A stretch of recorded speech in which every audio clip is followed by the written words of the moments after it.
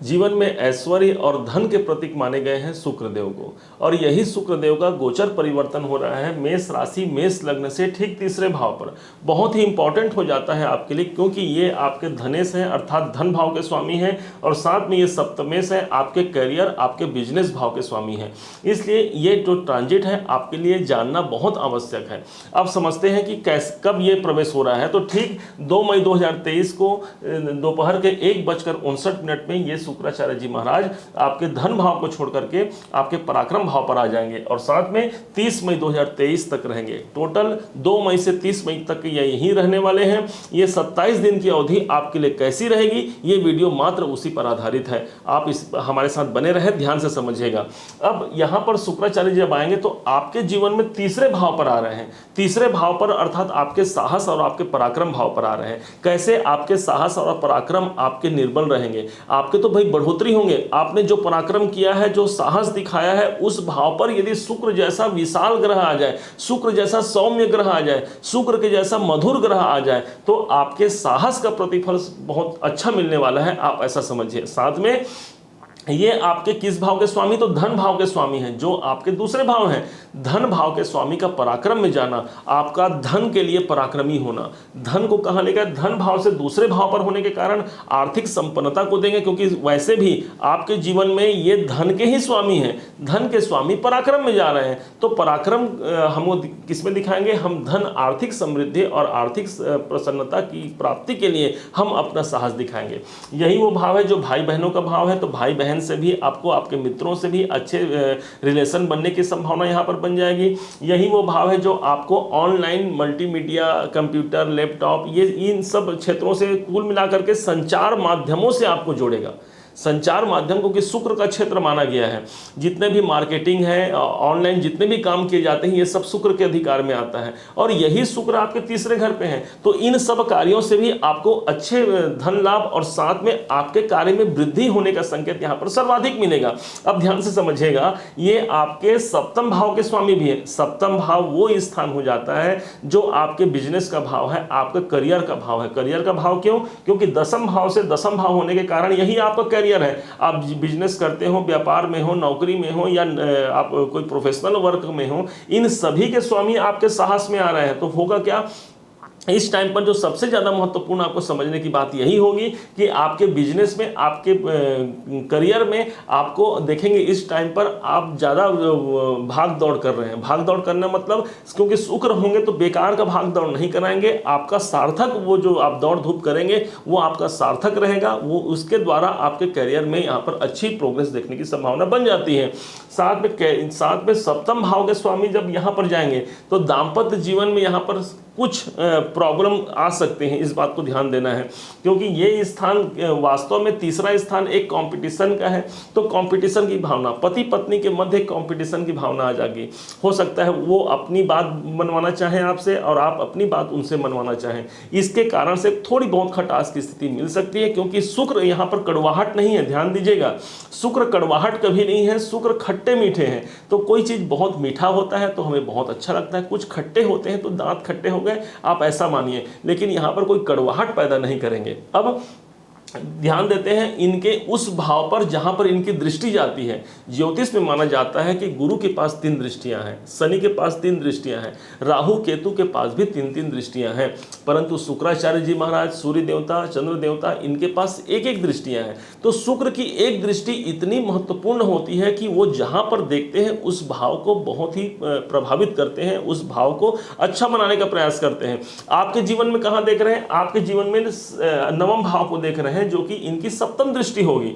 नवम भाव आपके भाग्य का, आपके किस्मत का। अब किस्मत भाव को शुक्र जी देख रहे हैं, शुक्राचार्य जी देख रहे हैं। शुक्राचार्य को माना गया है कि ये स्वयं क्या है, मृत संजीवनी विद्या के ये जनक हैं। भगवान शिव की आराधना करके बहुत कठिन तपस्या किया था शुक्राचार्य ने, और शुक्रदेव की इस तपस्या से प्रसन्न होकर देवाधिदेव महादेव ने इन्हें एक मृत संजीवनी विद्या प्रदान की थी।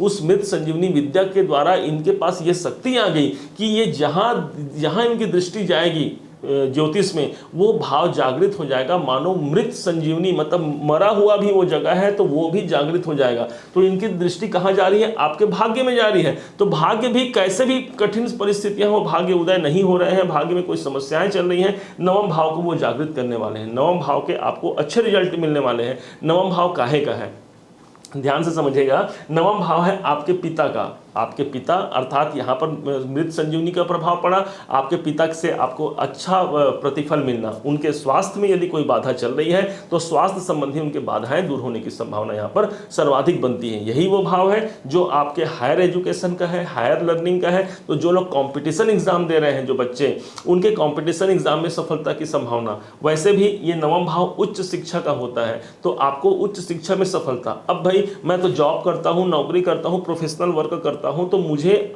शिक्षा की क्या आवश्यकता है? तो शिक्षा की आवश्यकता तो सदैव सबके पास होती है।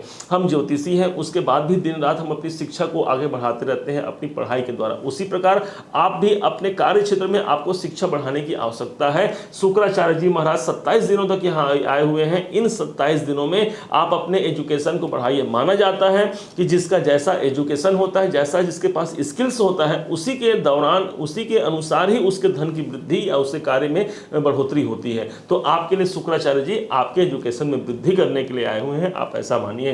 साथ में यही वो भाव है जो अष्टम भाव से अगला भाव होता है। इसलिए आपके किस्मत में यदि कोई किसी प्रकार से परेशानियां चल रही थी तो शुक्राचार्य जी महाराज आ गए हैं उस भाव को जागृत करने के लिए, उस भाव को अच्छा बनाने के लिए। अब समझिएगा, शुक्र चूंकि आपके जीवन में ये कुटुंब के स्वामी है, कुटुंब के स्वामी पराक्रम भाव में, आपके पराक्रम के द्वारा, आपके साहसों के द्वारा आपके कुटुंब में मांगलिक कार्य होगा। हो सकता है आपके परिवार में किसी के संतान होने हैं, किसी के शादियां होनी है, उससे प्रॉब्लम आ रहे हैं, तो आपके पास वो टैलेंट आ गया, आपके पास मृत संजीवनी विद्या का वो प्रभाव आ गया, आपके पराक्रम, आपके साहस, क्योंकि यही आपके हाथ है, यही आपका बाहुबल है। तो आपके पास वो पावर आ गया है कि आप उनकी समस्याओं का निदान कर सकते हैं। कहाँ का? कुटुंब का। आपके परिवार में यदि कोई समस्याएं हैं तो यही वो भाव है जो धन का भाव है। तो आर्थिक रूप से कोई भी परेशानी है तो इस समय, इस 27 दिनों तक आपके पास वो पावर आ गया है कि आप उन्हें किस प्रकार से दूर करने का उपाय आप खोज सके और कैसे उनसे मुक्ति पाई जा सके। देखिए, ग्रहों की बोल है, ग्रहों की भाषा है। ग्रह जब हमारे गोचर परिवर्तन करते हैं तो बहुत सा अच्छा और बुरा प्रभाव लेकर के आते हैं। मुझे लगता है कोई बहुत ज़्यादा आपके जीवन में बुराई लेकर के नहीं आए हैं, बस आपके अपने पराक्रम को ध्यान में रखना है, क्योंकि शुक्राचार्य जी अब आते हैं इस भाव पर। तो हमारा साहस हो सकता है कुछ स्त्रियों की तरफ, कुछ लड़कियों की तरफ करने, तो यहाँ पर मन को भटकाने का प्रयास कर सकते हैं। तो यहाँ पर आपको समझना है कि शुक्र जब आए हैं तो ऑनलाइन ज़्यादा शुक्र का प्रभाव जब तीसरे घर में होता है, हमने देखा है कई कुंडलियों में, तो व्यक्ति ऑनलाइन और इसके द्वारा मोबाइल के द्वारा भी कुछ अलग मार्गों पर जाने का प्रयास कर सकता है, क्योंकि शुक्र मन को भटकाता है, भौतिकता को दर्शाता है और साथ में विपरीत लिंग के प्रति आकर्षण को बढ़ाता है। तो यहाँ पर यही समझना है कि अपने अच्छे वे में इसे लेना है। भाग्य की बढ़ोतरी करने आए हैं, आपके व्यवसाय और बिजनेस में अच्छा सुधार करने के लिए आए हैं और साथ में ये धनेश होने के कारण आपके आर्थिक स्थिति को भी संपन्न बनाने आए हैं।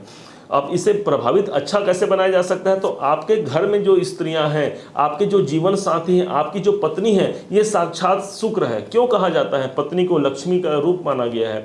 तो इसका मतलब ही यही है कि लक्ष्मी ही पत्नी है और पत्नी ही लक्ष्मी है। इसका सीधा सा मतलब यही है कि जिस घर में घर की लक्ष्मी अर्थात जो स्त्री है वो दुखी होती है, उनके आंखों से आंसू निकलता है, वो घर कभी भी पनप नहीं सकता, उस घर में वृद्धि नहीं हो सकती। तो इसलिए स्त्रियों का सम्मान करना आप यदि प्रारंभ कर दें, यदि आप तो सदैव करते होंगे, आप तो मेष लगन के हैं तो आपके पास तो डिसिप्लिन नहीं है, लेकिन अगर ये अपने घर की पत्नी स्त्रियों से संबंध अच्छा रखें आप, तो आपके धन की वृद्धि होगी, क्योंकि वो आपके धन के स्वामी हैं, आपके बिजनेस के स्वामी हैं।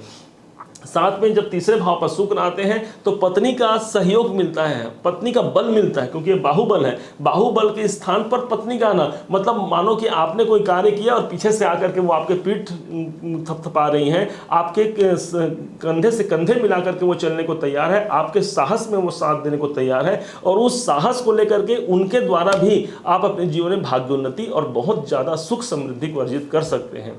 उम्मीद है आप सभी मेष राशि के जातक जातिकाएं, भाई बहन बहनें इसे समझ पाए होंगे। यदि आपको मेरे समझाने का यह प्रयास, यह तरीका आपको सार्थक लगा हो तो अपना एक लाइक और कमेंट करके जरूर बताइएगा कि कैसा लगा आपको। एक लाइक और कमेंट से बहुत मोटिवेशन मिलता है हमको। और हाँ, यदि अभी तक आपने हमारे चैनल को सब्सक्राइब नहीं किया है तो इस चैनल को सब्सक्राइब कीजिएगा। भविष्य में ऐसे ही सुंदर और अच्छे वीडियो आपके लिए लेकर के आते रहेंगे जो आपके लिए ज्ञानवर्धक हो। पुनः एक बार फिर आप सभी का दिवस मंगलमय हो, इन्हीं शुभकामनाओं के साथ। जय सिया राम।